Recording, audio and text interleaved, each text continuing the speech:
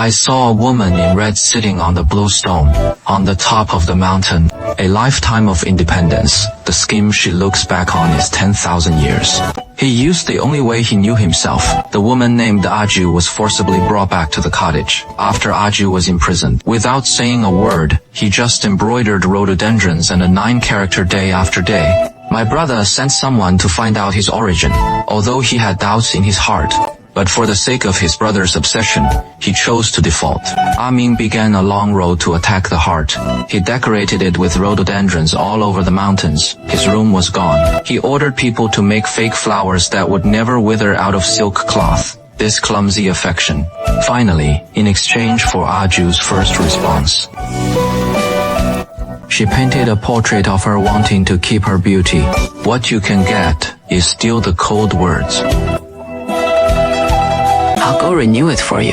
The tea here is cold. It is actually a very exquisite symbol. It is not a simple sentence. It is Aju's psychological defense line. Whenever Amin's emotional offensive shakes him, when he was about to forget his mission, he interrupted everything with this sentence. Reminding yourself to push the other person away is a passive resistance. He longs for this warmth, but is also afraid of being melted by this warmth. The hope of supporting oneself to survive that night. Aju accepted Amin, but the next day, as Amin was immersed in happiness, Aju pushed him away again with those words. The tea is cold. I'll go refill it for you. This time the blow was devastating. For Amin, all his self-worth is pressed on flattery. Aju, he is a boring person in the cottage, unable to participate in the core pursuit of the gang. Aju is the only one he can prove his career. When he thought he had succeeded, but was beaten back to his original form, the spiritual pillar on which he relied completely collapsed. He collapsed and stuffed a knife into Aju's hand. Press against your chest. Let him kill himself. You kill me now. This is an extreme self, and denial is the despair of the useless person in his heart. Shout, but Aju just looked at his injured eyes. It is more painful than stabbing yourself. In the end, I used that old saying to escape the heart-wrenching moment. Perhaps giving up is the only option. She was in a state of turmoil. Until passing by a temple and the distant bells.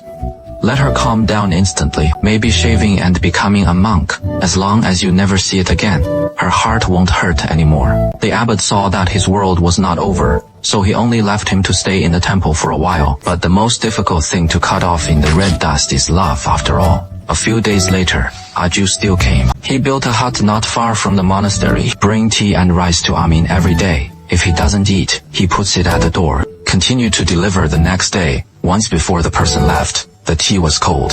Now that the people are gone, the tea is delivered to the eyes. Amin didn't understand. Why did he give everything he had in the first place? But he was indifferent, and now he treated him coldly. But he was so persistent, until one day, he knocked over the tea bowl angrily, and Aju squatted down silently, picking up the broken porcelain piece by piece.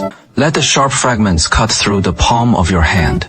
At that moment, Amin couldn't hold on any longer. He tore off his monk's robe, bandaged him. He finally understood that Aju had also been suffering. They obviously want to love hard, but between them, there is always a river called the Sea of Blood feud. Since that day, Amin no longer refused his tea and rice.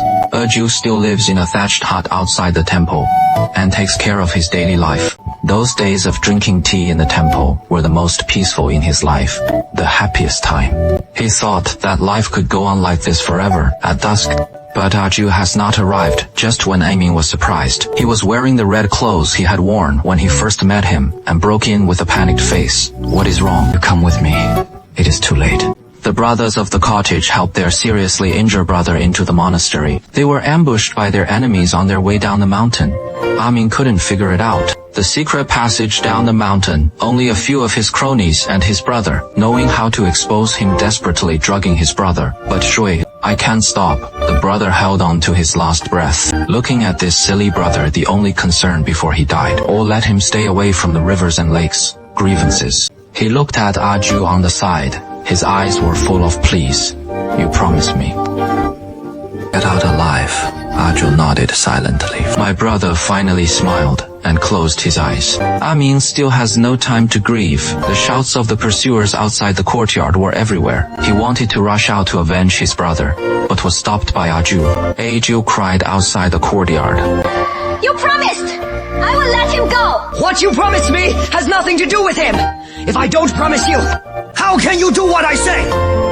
Today I am a living person and will not stay! At the beginning, they let go of a 6-year-old child in their hearts, and they would be where they are today! Amin looked at Aju in disbelief. Until this moment, he finally understood that the enemy outside the courtyard was Aju's brother, and the woman he loves dearly. From the very beginning, it was the bait in a well-planned revenge plan. The sound of the flute by the mountain sword, the lingering under the rhododendron, the ambiguity that flickers far and near is all false. What he couldn't accept even more was that he was the culprit who killed his brother.